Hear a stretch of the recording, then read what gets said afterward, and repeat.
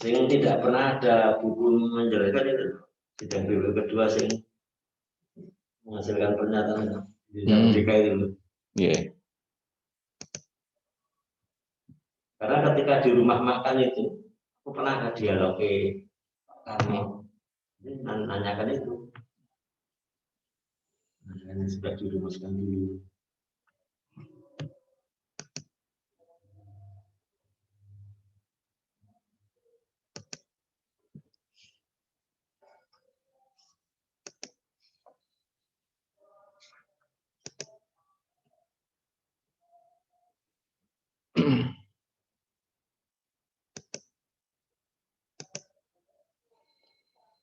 Assalamualaikum warahmatullahi wabarakatuh.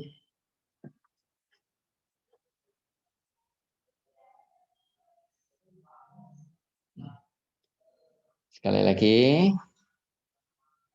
Assalamualaikum warahmatullahi wabarakatuh. Waalaikumsalam. Waalaikumsalam warahmatullahi wabarakatuh.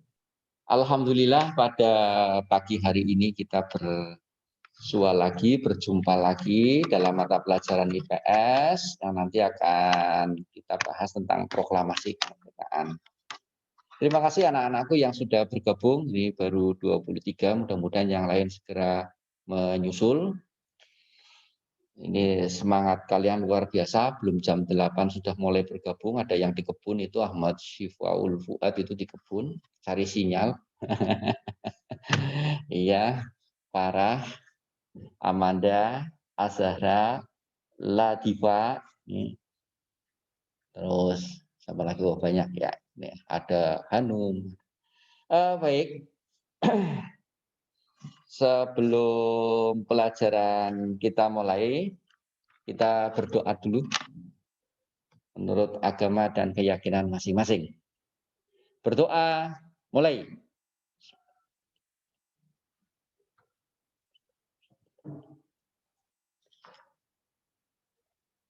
Selesai? Mudah-mudahan hari ini kita mendapat kelancaran dalam proses pembelajaran. Ya, sudah semakin bertambah, 28. Anak-anakku, sedikit sebelum pelajaran, saya akan menyampaikan tentang ulangan harian. Ulangan harian, alhamdulillah ada yang nilai sempurna. Ya. Cindy, halo Cindy, mana Cindy? Cindy 9A. Halo Cindy. Cindy suaranya mana? Ya, mudah-mudahan nanti memotivasi yang lain mendapatkan nilai yang sempurna, tidak ada sesuatu yang tidak mungkin. Ya, kalau kita mau berusaha, berdoa, ikhtiar lah ya. Bagus anak-anakku. Ya, yang lain yang nilai 92 ke atas juga banyak, bukan banyak tapi banyak ya. Nih, terima kasih kalian sudah mengikuti dengan baik, yang di atas KKM juga banyak. Nah, bagi yang di bawah KKM nanti Pak Aji dan Pak Rujuman akan mengagendakan ulangan remedi ya, remedi. Itu satu. Yang kedua, ini supaya ada pembeda. Yang belum ikut ulangan harian ya, kecuali yang sudah konfirmasi, ini baru satu anak 9B yang konfirmasi tapi belum saya jawab. Tapi ini satu bentuk pertanggungjawaban anak tersebut dalam mengikuti pelajaran. Pokoknya nanti ikut ulangan susulan, yang belum ulangan loh, kalau tugas 1, 2, 3, dan 4 sudah dikumpulkan. Ini sebagai satu konsekuensi.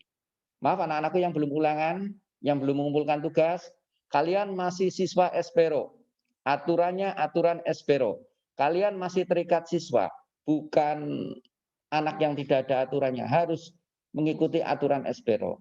Tolong diikuti. Kondisi pandemi seperti ini jangan dijadikan alasan. Kalau memang maaf ya, menghadapi kendala itu banyak anak-anak yang konfirmasi dengan Pak Aji, dengan Pak Rujiman, dengan Bapak Ibu guru yang lain, ada kendala A, B, C, D. Dan insya Allah diberikan solusi. Begitu ya, ini tantangan. Jangan sampai ada seperti ini terus langsung menyerah. Terima kasih anak-anakku yang sudah mengikuti pembelajaran dengan baik, dengan segala suka dukanya, sinyal hilang dan sebagainya, kemudian kontak lagi dan sebagainya, itu suatu bentuk pembelajaran ya, latihan menghadapi hidup yang sesungguhnya. Ya, good. Yang kedua tentang tugas, yang mengumpulkan hari ini masih diberi kesempatan misalnya kurang bagus, kurang sempurna, ada lembar konsultasi lah lewat WA, Japri sudah banyak untuk mendapatkan nilai optimal. Nilai optimal gimana? Ya predikat A. Tapi kalau yang mengumpulkan besok dan seterusnya tidak ada konsultasi itu, ya sudah nilai apa adanya. Ya, ini apresiasi buat yang on time ya. Oke. Kemudian untuk berikutnya, kalian siapkan buku paketnya. Kita akan membahas tentang proklamasi. Ya. Proklamasi hari ini kita akan membahas peristiwa-peristiwa menjelang proklamasi. Kemudian yang kedua tentang proklamasinya itu sendiri. Dan yang ketiga adalah membentuk kelengkapan negara pasca proklamasi. Ya baik, nanti sebelum dengan Pak Rojiman, materi proklamasi kemerdekaan ini ada sebuah tayangan film kurang lebih 4-5 menit untuk pemahaman di awal. Sebenarnya ini loh arah pembelajaran yang akan disampaikan. Oke, ikuti dengan baik.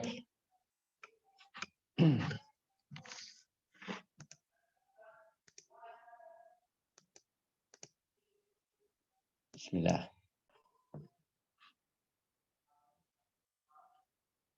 Teman-teman semuanya, balik lagi di channel Halo Edukasi. Kali ini kita akan membahas mengenai materi sejarah yang terfokus pada pembahasan lengkap tentang sejarah kemerdekaan Indonesia. Mau tahu sejarahnya seperti apa? Tonton terus ya video ini.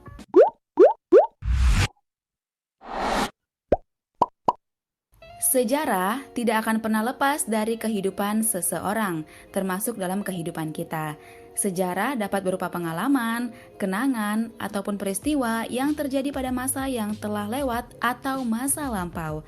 Salah satu sejarah penting yang perlu kamu ketahui adalah sejarah kemerdekaan Indonesia. Indonesia memiliki sejarah penting yang melekat dan tidak dapat hilang begitu saja dari benak bangsa Indonesia. Bahkan, sejarah menjadi mata pelajaran yang harus dipahami bagi pelajar Indonesia.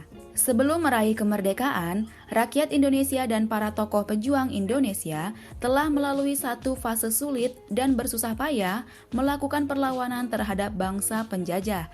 Tidak hanya hitungan hari, namun ratusan tahun. Berikut beberapa peristiwa penting yang terjadi menjelang kemerdekaan Indonesia. Yang pertama, menyerahnya Jepang terhadap sekutu. Penyerahan Jepang terhadap sekutu terjadi setelah peristiwa pengeboman di Nagasaki dan Hiroshima. Pengeboman di Hiroshima terjadi pada tanggal 6 Agustus 1945, sedangkan di Nagasaki 9 Agustus 1945. Pada tanggal 9 Agustus 1945, Soekarno, Mohatta, dan Rajiman Weddiodiningrat diterbangkan ke Vietnam untuk bertemu Marsekal Terauchi. Mereka dikabari bahwa pasukan Jepang sedang dalam tahap menuju kehancuran. Pihak Jepang sendiri memberi informasi bahwa pembacaan proklamasi kemerdekaan Indonesia dapat dilakukan pada tanggal 24 Agustus 1945. Ketika peristiwa tersebut terjadi, meski disembunyikan oleh pihak Jepang, kabar tetap beredar bahwa pemerintah Jepang akan memberikan kemerdekaan kepada Indonesia secepatnya. Hal ini dikarenakan Sultan Syahrir mendengar berita melalui radio bahwa Jepang telah menyerah kepada pihak sekutu. Setelah itu, Syahrir memberitahukan kepada Hairil Anwar bahwa Nagasaki telah dibom atom dan juga Jepang telah menerima ultimatum menyerah. Dengan informasi tersebut, para pejuang bawah tanah kemudian bersiap-siap untuk memproklamasikan kemerdekaan Indonesia. Mereka bahkan menolak bentuk kemerdekaan yang diberikan sebagai hadiah dari Jepang. Peristiwa yang kedua yaitu peristiwa Rengas Dengklok. Pada tanggal 14 Agustus 1945, Soekarno, Mohatta, dan Radiman kembali ke tanah air. Ketika itu pihak dari Sultan Syahrir, Khairul Saleh, Wikana, dan Darwis mendesak mereka untuk segera memproklamasikan kemerdekaan Indonesia. Akan tetapi, usul tersebut ditolak oleh Soekarno dan Hatta. Mereka beranggapan bahwa pengambilan keputusan secara mendadak untuk memproklamasikan kemerdekaan hanya akan menyebabkan pertumpahan darah, karena kekuasaan Jepang belum diambil secara penuh oleh Indonesia. Perbedaan pendapat ini kemudian terjadi di antara dua kubu yang dikenal sebagai golongan muda dan golongan tua. golongan muda pada pihak Sultan Syahrir, dan golongan tua pihak Soekarno dan Mohatta. Hal inilah yang kemudian menyebabkan terjadinya sejarah peristiwa Rengas Dengklok. Kemudian pada tanggal 15 Agustus 1945, para golongan muda membawa Soekarno dan Mohatta ke Rengas Dengklok. Penculikan ini bertujuan untuk mengamankan kedua tokoh tersebut dari pengaruh Jepang dan agar proklamasi kemerdekaan Indonesia segera dilaksanakan. Peristiwa yang ketiga yaitu proses perumusan teks proklamasi kemerdekaan. Peristiwa Rengas Dengklok berhasil menggugah pendirian dari Soekarno dan Mohatta. Gejolak dan desakan dari golongan muda masih terus terjadi dan akhirnya diadakanlah pertemuan PPKI di Rumah Laksamana Maeda. Rapat tersebut bertujuan untuk merumuskan teks proklamasi yang dihadiri oleh pihak dari golongan tua dan golongan muda pada tanggal 16 Agustus 1945. Perumusan teks proklamasi benar-benar sangat singkat. Setelah rapat yang diselenggarakan oleh Soekarno, Mohatta, dan Ahmad Subarjo selesai, akhirnya tersusunlah naskah teks proklamasi yang ditulis tangan oleh Soekarno sendiri. Teks tersebut juga disetujui oleh pihak dari golongan tua dan juga golongan muda. Peristiwa yang keempat yaitu pembacaan teks proklamasi kemerdekaan Indonesia. Setelah perumusan teks proklamasi, keesokan harinya yaitu pada tanggal 17 Agustus 1945 menjadi hari paling bersejarah bagi bangsa Indonesia dengan dihadiri oleh para tokoh proklamator kemerdekaan Indonesia dan juga seluruh rakyat Indonesia.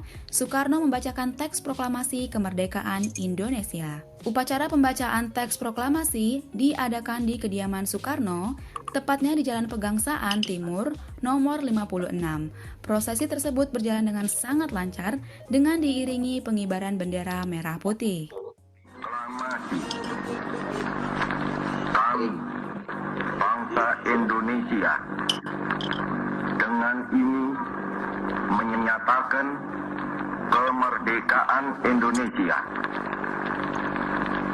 Hal-hal yang mengenai pemindahan kekuasaan dan lain-lain diselenggarakan dengan cara saksama dan dalam tempo yang sesingkat-singkatnya. Jakarta, 17 Agustus 1945, atas nama bangsa Indonesia, Soekarno, Hatta. Nah, itu dia teman-teman pembahasan lengkap sejarah kemerdekaan Indonesia yang dimulai dari beberapa peristiwa penting yang terjadi menjelang kemerdekaan Indonesia hingga akhirnya teks proklamasi dibacakan oleh Soekarno. Semoga video ini bermanfaat. Jangan lupa untuk like, komen, dan juga subscribe.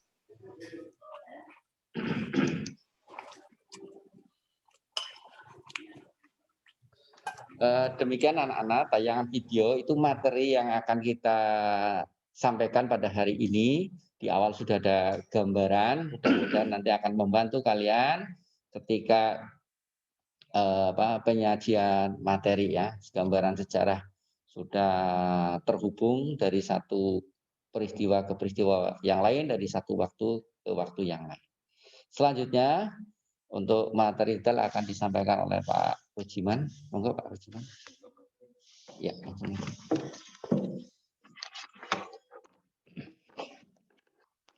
Assalamualaikum warahmatullahi wabarakatuh. Waalaikumsalam wabarakatuh. Berjumpa lagi, kita akan membahas materi IPS sejarah yang secara umum, kalau anak-anak mencermati, materinya tadi sudah ditayangkan di video tadi. Sehingga anak-anak lain waktu silakan nanti bisa memutar ulang video tadi karena akan mempermudah anak-anak untuk memahami materi.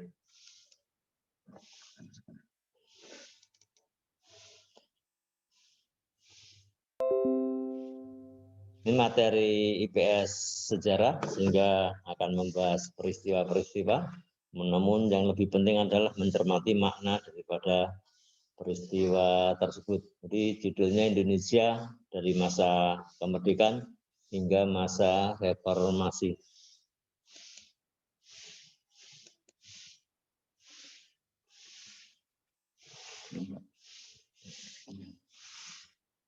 Anak-anak, ini materi yang akan kita bahas yang tadi secara umum sudah ditayangkan dalam video.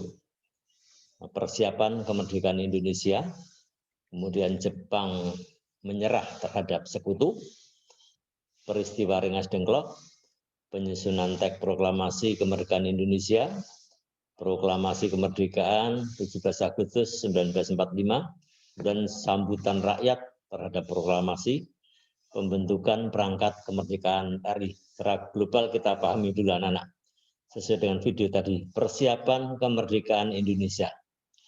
Pada masa persiapan kemerdekaan Indonesia ini anak-anak perlu memahami bahwa saat itu Indonesia dikuasai Jepang. Dan di luar sana Jepang sedang perang melawan sekutu. Perang Dunia Kedua. Jadi pada saat persiapan kemerdekaan Indonesia dikuasai Jepang, Jepang di luar sana sedang perang melawan sekutu dalam Perang Dunia Kedua. Kemudian anak-anak mencermati video tadi, dalam Perang Dunia Kedua itu tanggal 6 Agustus Hiroshima dibom. Dilanjutkan tanggal 9 Agustus Nagasaki dibom. Nah, dari kejadian itulah Jepang semakin lemah yang kemudian Jepang menyerah terhadap sekutu. Ini tanggal 6 dan tanggal 9 dibom.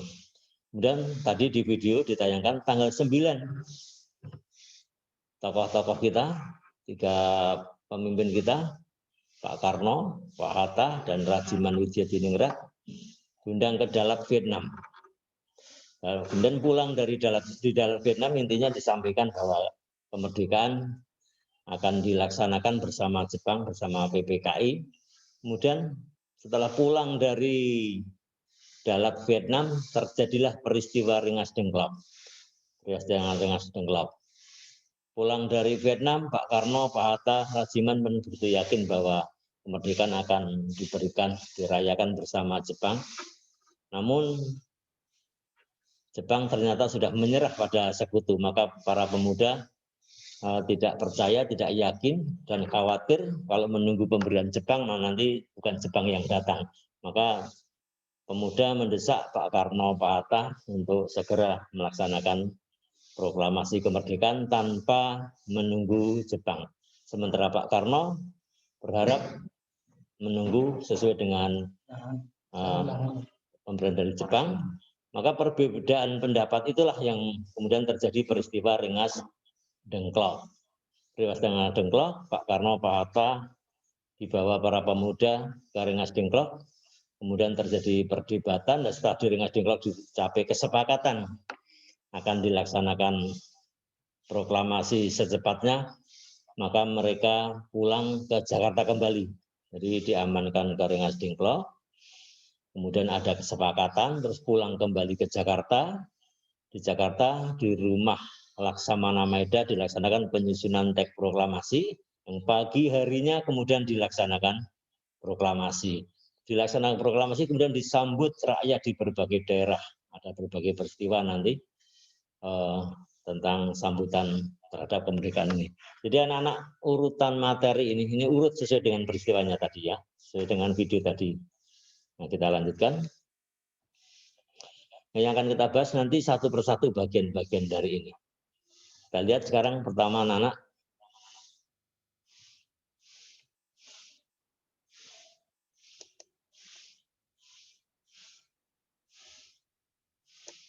Jalan lagi.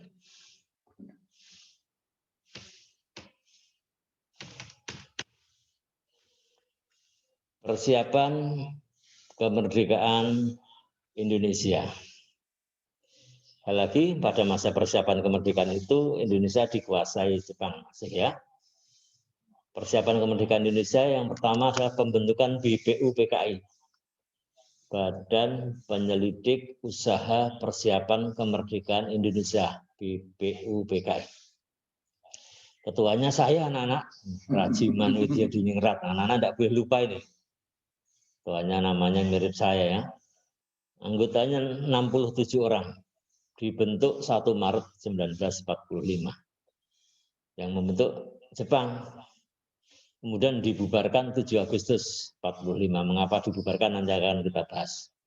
Tujuan utama dibentuk BPKI untuk mengkaji mendalami, menyelidiki bentuk dasar negara yang cocok guna kepentingan sistem pemerintahan negara Indonesia setelah kemerdekaan. Jadi BPUPKI sesuai dengan kepanjangannya Badan Penyelidik Usaha Persiapan Kemerdekaan, Badan Penyelidik. Maka untuk mempersiapkan proses kemerdekaan, menyelidiki dasar negara yang cocok apa dan lain-lain. BPUPKI dibentuk tujuannya itu untuk mempersiapkan proses kemerdekaan. Diperlukan apa saja. Maka setelah BPUPKI dibentuk, melakukan sidang. Ada 2 kali sidang anak-anak. 2 kali sidang. Sidang yang pertama 29 Mei sampai 1 Juni 1945. 29 Mei sampai 1 Juni 1945. Dari sidang ini hasilnya rancangan dasar negara. Anak-anak tahu ya dasar negara kita namanya Pancasila. Pancasila itu yang merumuskan siapa, kapan, dirumuskan dalam sidang BPUPKI pertama ini. Namanya rancangan dasar negara. Karena saat itu kan baru dirumuskan, belum disahkan. Sekali lagi, Pancasila itu disusun oleh BPUPKI pada sidang yang pertama ini. Kita lihat sidangnya. Ini dari sini anak-anak ya. Yang pertama dalam sidang tadi, sidang BPUPKI. Sekali lagi anak-anak, sidang BPUPKI. Jumlahnya berapa? 67 orang. Sidang itu rapat ya, musyawarah. Dalam musyawarah itu mendengarkan pidato dari 3 orang. Muhammad Yamin, Mr. Supomo, Insinyur Soekarno. Yang ketiga orang ini mengusulkan rumusan rancangan dasar negara. Mengusulkan rumusan rancangan dasar negara. Pidato pertama 29 Mei oleh Muhammad Yamin ini, usulan Muhammad Yamin. Dasar negara berbunyi peri kebangsaan, peri kemanusiaan, peri ketuhanan, peri kerakyatan, kesejahteraan rakyat. Ini usulan Muhammad Yamin, tanggal 29 Mei. Kemudian dilanjutkan 31 Mei. Anak-anak terima bukunya, maaf di bukunya ada salah tanggal, di bukunya tercetak 31 Juni ya. Di buku dibetulkan. Anak-anak nanti buka buku paketnya, sidang yang usulan Mr. Supomo ini di sana tercetak 31 Juni. Yang betul 31 Mei. Usulan Supomo bunyi dasar negara ini, persatuan, kekeluargaan, keseimbangan lahir dan batin, musyawarah, keadilan rakyat. Ini usulan Mr. Supomo. Dan 1 Juni, Insinyur Soekarno menyampaikan pidato juga sama, mengusulkan rancangan dasar negara. Bunyinya ini, kebangsaan Indonesia, internasionalisme atau peri kemanusiaan, mufakat atau demokrasi, kesejahteraan sosial, ketuhanan yang Maha Esa. Anak-anak, usulan Insinyur Soekarno pada tanggal 1 Juni. Dan Insinyur Soekarno menyebutnya, karena ini 5, maka dia mengusulkan nama Pancasila. Nama Pancasila itu disampaikan dalam pidato Insinyur Soekarno tanggal 1 Juni 1945. Karena itulah disepakati tanggal 1 Juni sebagai hari lahirnya Pancasila. 1 Juni. Nah, 1 Juni lahirnya Pancasila karena tanggal 1 Juni 45 ini Pak Insinyur Soekarno menyampaikan dalam pidatonya rancangan rumusan dasar negara disebutnya Pancasila. Lahir 1 Juni. Nah, kalau kesaktian Pancasila beda lagi anak-anak ya. Sekali lagi, sidang BPUPKI pertama ada 3 tokoh yang mengusulkan. Dan sampai sidang itu 1 Juni itu selesai, belum disepakati. Terus yang mana yang akan dipakai? Ada 3 macam usulan. Ada 3 macam usulan dalam sidang yang diikuti oleh BPUPKI berjumlah 67 orang. Sidang pertama belum menghasilkan yang benar-benar tepat. Oleh karena itu dibentuk panitia kecil. beranggotakan 9 orang dengan Ketua Insinyur Soekarno. Panitia kecil 9 orang, jadi kalau tadi 67 orang ya, sidang BPUPKI, ada 3 usulan, maka kemudian dibentuk panitia kecil yang jumlahnya 9, maka disebut panitia 9. Panitia 9 itu melakukan sidang, menghasilkan keputusan yang disebut Piagam Jakarta atau Jakarta Charter. Piagam Jakarta. Ditandatangani 22 Juni 1945. Nanti anak-anak bisa melihat di buku paket ya, Piagam Jakarta bunyinya seperti apa. Bunyinya seperti apa. Tapi intinya di sana ada rumusan Pancasila yang 5 sila itu, namun ada sedikit perbedaan. Anak-anak nanti bisa mencermati. Di sila pertama beda dengan Pancasila yang sekarang. Tapi yang perlu dipahami anak-anak, alur sidang BPUPKI pertama, sekali lagi, 29 Mei sampai tanggal 1 Juni, ada 3 macam usulan rancangan dasar negara. Karena ada 3 macam, kemudian dilanjutkan dengan dibentuk Panitia 9. Panitia 9 menghasilkan Piagam Jakarta. Sidang BPUPKI yang pertama selesai sudah. Nah, kita lanjutkan dengan sidang BPUPKI yang kedua. Anak-anak pahami ya alurnya tadi sidang BPUPKI pertama. Sidang BPUPKI yang kedua tanggal 10 sampai 17 Juli. Membahas rancangan Undang-Undang Dasar, membentuk panitia perancang Undang-Undang Dasar. Sama anak-anak di sidang BPUPKI yang kedua ini juga dibentuk panitia kecil 19 orang. Panitia kecil 19 orang ini kemudian menyepakati tentang Piagam Jakarta tadi, kemudian membentuk pula panitia kecil 7 orang yang tugasnya membentuk batang tubuh. Jadi panitia 19 orang menyepakati Piagam Jakarta sebagai inti pembukaan Undang-Undang Dasar 45, kemudian dibentuk lagi panitia yang hasilnya batang tubuh. Maka anak-anak kalau memahami Undang-Undang Dasar 45 itu terdiri atas 3 bagian, pembukaan, batang tubuh, dan penjelasan. Ya, panitia perancang Undang-Undang Dasar 45 itu menghasilkan itu pernyataan Indonesia Merdeka. Kemudian pembukaan Undang-Undang Dasar, yang pembukaan ini intinya diambilkan dari Piagam Jakarta. Kemudian batang tubuh, belum ada penjelasannya anak-anak ya. Sekali lagi, sidang BPUPKI kedua hasilnya ini. Pernyataan Indonesia Merdeka, pembukaan Undang-Undang Dasar 45, dan batang tubuh Undang-Undang Dasar. Ini sidang BPUPKI yang kedua. Dengan demikian anak-anak, dengan sidang BPUPKI yang kedua ini, maka persiapan kemerdekaan Indonesia lengkap sudah. Ya. Rancangan Undang-Undang Dasarnya sudah dibentuk.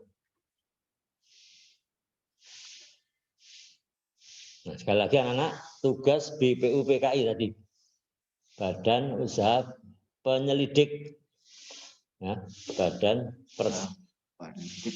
Penyelidik Usaha Persiapan Kemerdekaan Indonesia, BPUPKI. Jadi persiapan, tugasnya tadi merumuskan dasar negara, undang-undang dasar atau hukum negara sudah selesai. Karena sudah selesai tugasnya, maka BPUPKI 7 Agustus dibubarkan. Tadi ini jawabnya, 7 Agustus BPUPKI dibubarkan. Karena dianggap telah menyelesaikan tugasnya, yaitu menyusun rancangan undang-undang dasar bagi negara Indonesia. Nah, sudah selesai, kemudian dibentuk PPKI.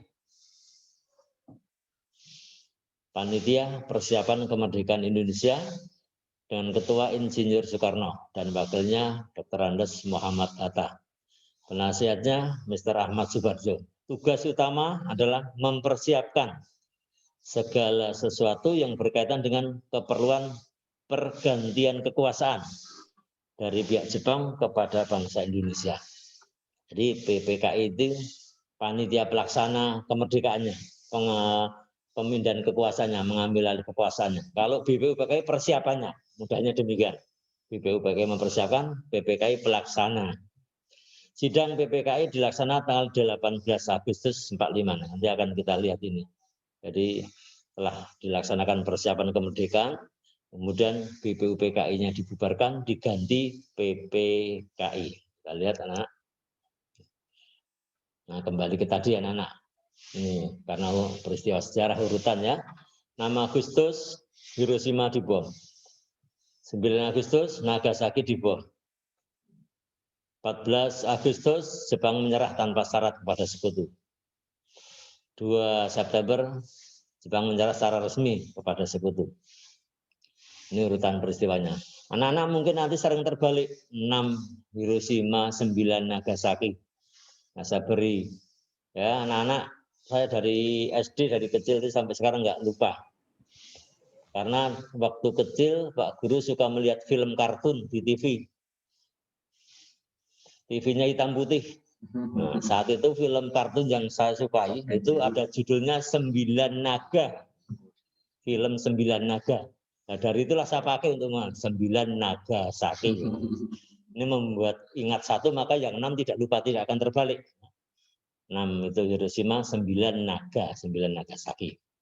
Nah, tadi di video sudah ditayangkan, 9 ini 3 tokoh dipanggil ke Dalat, kemudian pulang, kemudian terjadi perbedaan dengan pemuda, terjadilah peristiwa Rengas Dengklok. Ini Jepang menyerah kepada sekutu karena dibom atom 2 kota ini. Kita lanjutkan. Peristiwa Rengas Dengklok.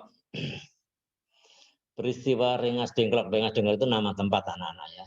Mengapa disebut Rengas Dengklok, peristiwa Rengas Dengklok? Kita lihat tujuan peristiwa Rengas Dengklok. Hanya tujuan mengapa para pemuda itu menjemput, di berbagai buku masa lalu disebut menculik gitu ya. Bahasa yang lebih halus, intinya para pemuda menjemput Insinyur Soekarno, dipaksa dibawa ke Rengas Dengklok. Tujuannya mendesak Insinyur Soekarno untuk memproklamasikan kemerdekaan secepatnya.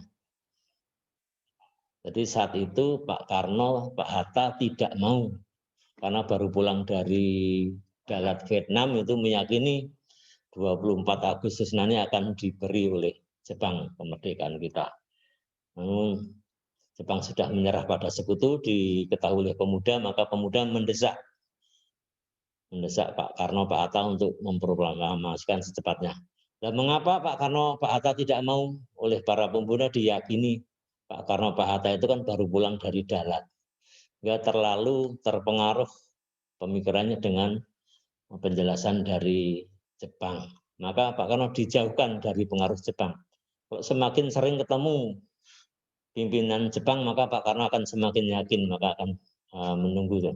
Maka dijauhkan, menjauhkan Pak Karno, Pak Hatta agar tidak ketemu dengan orang-orang Jepang, karena di Indonesia pada waktu masih banyak ya, tentaranya masih banyak. Berita tentang penyerangan Jepang pada saat itu didengar oleh Sultan Syahrir. Sultan Syahrir mengusulkan pada Pak Karno Hatta agar secepatnya memproklamasikan kemerdekaan tanpa melalui PPKI. Karena menganggap kemerdekaan Indonesia adalah hasil pemberian Jepang. Jadi di samping kekhawatiran nanti yang datang bukan Jepang, kita akan datang sekutu, dan betul nanti datang sekutu. Juga kalau menunggu tanggal 24 itu berarti kemerdekaan kita pemberian dari Jepang. Pak Karno, Pak Hatta tidak setuju usulan pemuda itu karena masih meyakini Jepang, prosedur maklumat Jepang ada tanggal 24 Agustus.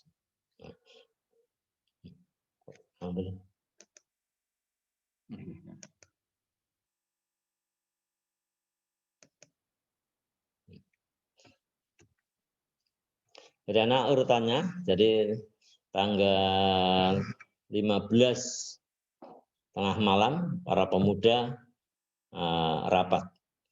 Yang kemudian tindak lanjut dari rapat itu tanggal 16 pagi, jadi rapatnya 15 tengah malam, itu rapat para pemuda, tindak lanjut dari pemuda 16 pagi jam 4.30, Pak Karno, Pak Hatta dibawa para pemuda ke Rengas Dengklok. Rengas Dengklok, Karawang, Jawa Barat. Niatnya adalah mendesak, namun di sana tidak berhasil awalnya.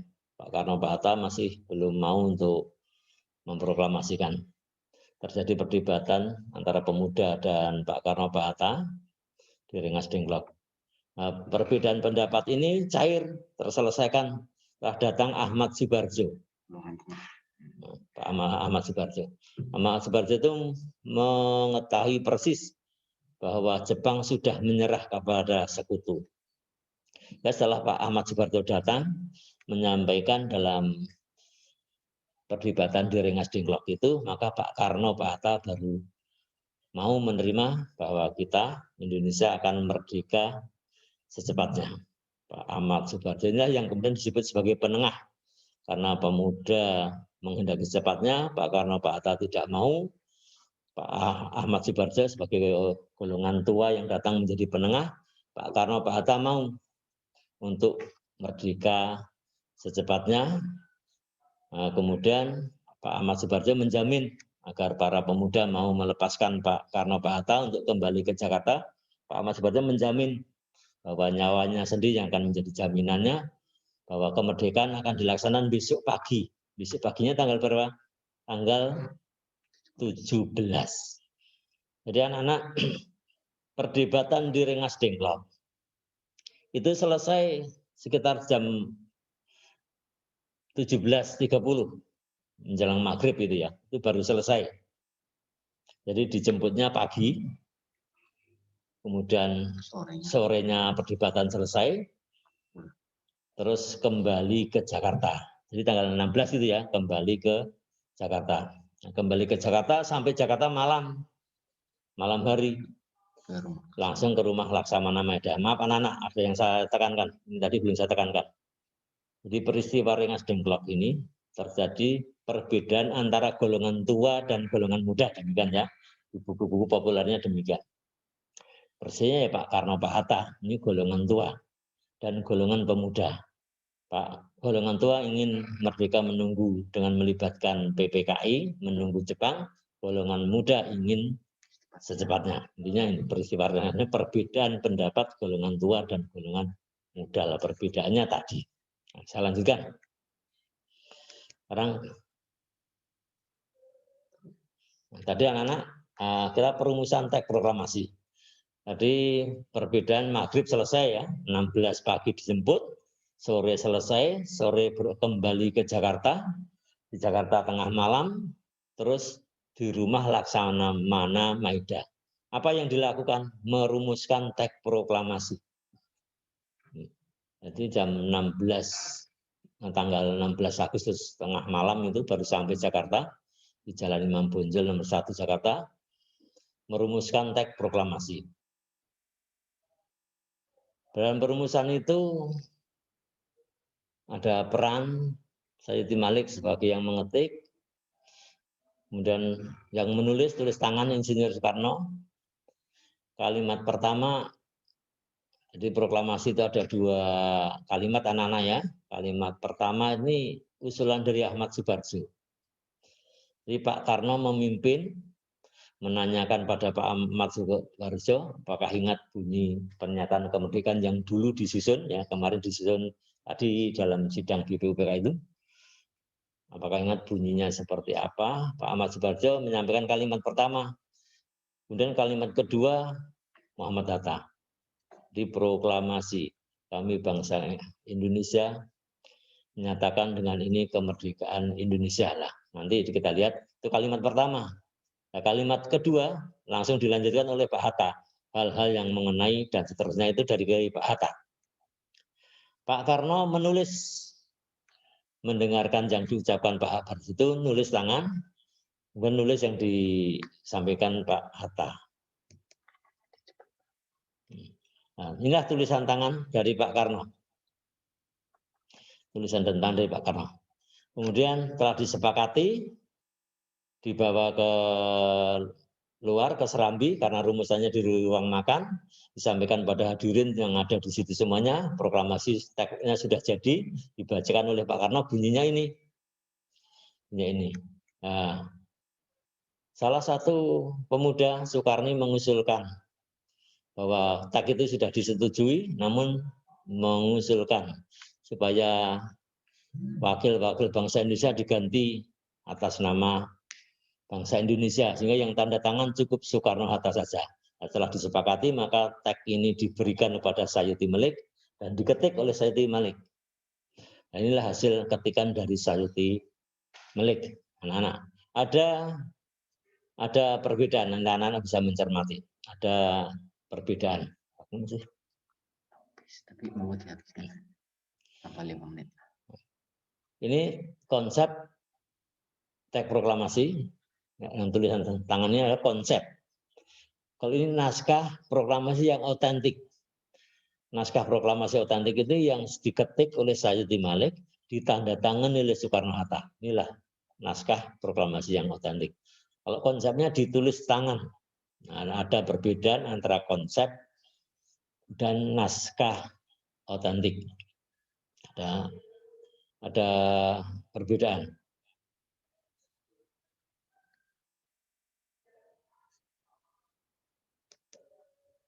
Ini perbedaan anak-anak. Kata tempo diganti menjadi tempo. Wakil-wakil bangsa Indonesia diganti menjadi atas nama bangsa Indonesia. Kemudian penulisan tanggalnya. Kita lihat kembali tadi.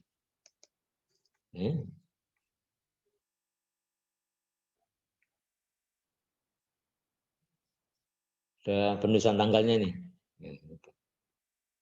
Ini atas nama bangsa Indonesia. Ini wakil-wakil bangsa Indonesia dengan tanggalnya. Dan tempo diganti tempo diganti tempo. Ini tiga perbedaan utamanya ya. Hal-hal yang mengenai pemerintahan dan lain-lain dirasakan dan dalam tempo. Ini tempo diganti tempo. Jakarta diganti ini pengetikannya. Wakil-wakil bangsa Indonesia atas nama bangsa Indonesia. Nah, perbedaan antara konsep dengan naskah otentik. Nah, naskah proklamasi disusun sudah pagi harinya. Jadi maaf anak-anak, penyusunannya selesai subuh. Nah, siangnya kemudian dilaksanakan proklamasi jam 10. Jadi pagi, jadi tengah malam mereka berkumpul, pagi proses semuanya selesai, terus jam 10 dilaksanakan pembacaan naskah proklamasi 17 Agustus 45. Kemudian dalam pembacaan itu setelah Pak Karno membacakan proklamasi, dilanjutkan dengan pengibaran bendera oleh Latif Indraningrat dan Zuhud. Dan kemudian rakyat serentak menyanyikan lagu Indonesia Raya. Ini peristiwa tanggal 17 Agustus 1945. Nah, bendera merah putih yang dikibarkan itu, yang dijahit oleh istri Pak Karno, anak-anak tahu ya, Ibu Fatmawati. Nah, bendera yang dikibarkan pada saat itu dikibarkan oleh Latif Indraningrat dan Zuhud.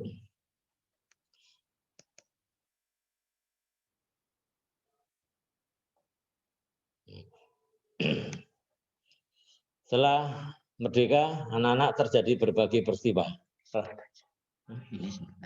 Rapat raksasa di lapangan Ikada tanggal 10 September. Intinya begitu merdeka, rakyat menyambut dengan gembira tanggal 10 September ini. Banyak berkumpul di lapangan Ikada. Karena yang kumpul itu banyak orang, maka di situ rapat raksasa di lapangan. Banyak orang, raksasa kan besar ya. Nah, di situ Pak Karno hadir menyampaikan pidato. Nah, tujuan rapatnya adalah Presiden dan Wakil meminta dukungan, dan saat itulah rakyat menunjukkan dukungannya terhadap kemerdekaan yang diproklamasikan tanggal 17 Agustus 45 itu. Kemudian dilanjutkan di berbagai daerah terjadi peristiwa pula bahwa di berbagai daerah rakyat dengan senang, gembira, bersyukur Indonesia telah merdeka. Anak-anak, waktunya sudah habis. Selesaikan aja. 2 menit. Namun kita lanjut sedikit ya. Merdeka tanggal 17 Agustus 45. Anak-anak saat itu baru merdeka. negara sudah diproklamasikan sudah merdeka.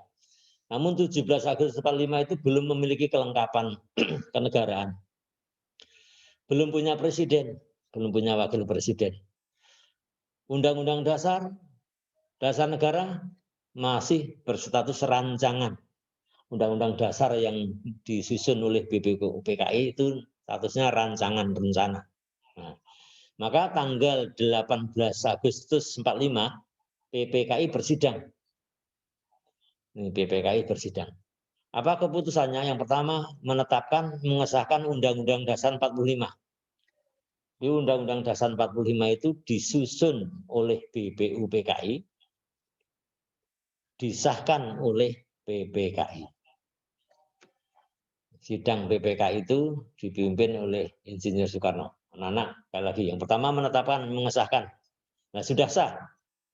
Maka dicermati isi di dalamnya. Di dalamnya anak-anak berbunyi bahwa negara Indonesia dipimpin oleh seorang presiden dan wakil presiden yang dipilih oleh MPR. MPR dibentuk melalui pemilu. Nah, saat itu disepakati anak-anak. Disepakati. Maka kemudian mengangkat Insinyur Soekarno sebagai presiden dan Muhammad Hatta sebagai wakil presiden. Jadi Pak Karno, Pak Hatta menjadi presiden, wakil presiden itu tanggal 18 Agustus. 17 Agustus belum ya. Diangkat tanggal 18 Agustus. Diangkat oleh PPKI. Undang-undang dasarnya berbunyi mestinya dipilih oleh MPR. Namun MPR-nya belum ada, belum dibentuk. MPR-nya belum dibentuk. Kalau menunggu pembentukan MPR kan melalui pemilu. Maka disepakati untuk pertama kali presiden dipilih oleh PPKI. Ini keputusan yang kedua. Kemudian keputusan yang ketiga, membentuk Komite Nasional sebagai badan pembantu presiden sebelum DPR MPR terbentuk.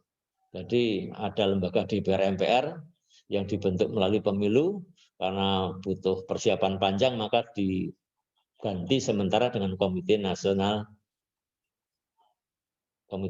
ini sebagai pengganti DPR MPR sebelum dibentuk.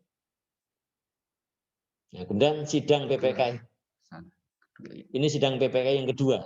Ya, sidang PPKI yang pertama tadi 18 Agustus, ini yang kedua. Hasilnya menetapkan 12 kementerian untuk membantu presiden. Kemudian wilayah Indonesia itu mana yang dimerdekakan? Ada semua wilayah dari Sabang sampai Merauke yang menjadi bekas jajahan Belanda. Itu yang merdeka. Ya. Bekas jajahan Belanda. Dibagi menjadi 8 provinsi. Kemudian yang ketiga akan membentuk akan membentuk BKR. Belum TKR ini, akan membentuk BKR. Ini sidang yang kedua.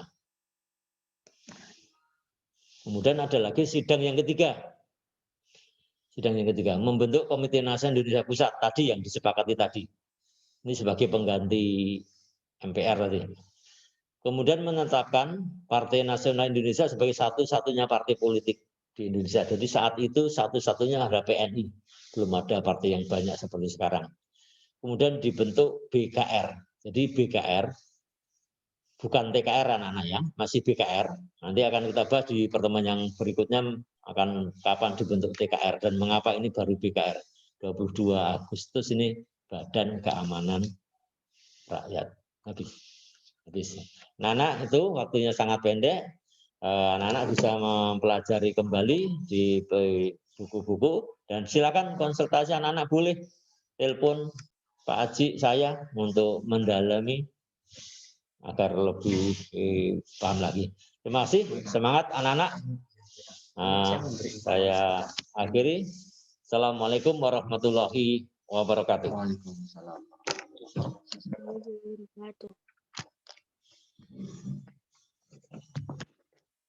Mboten Mas. Sebelum direkam apa enggak usah? Enggak usah.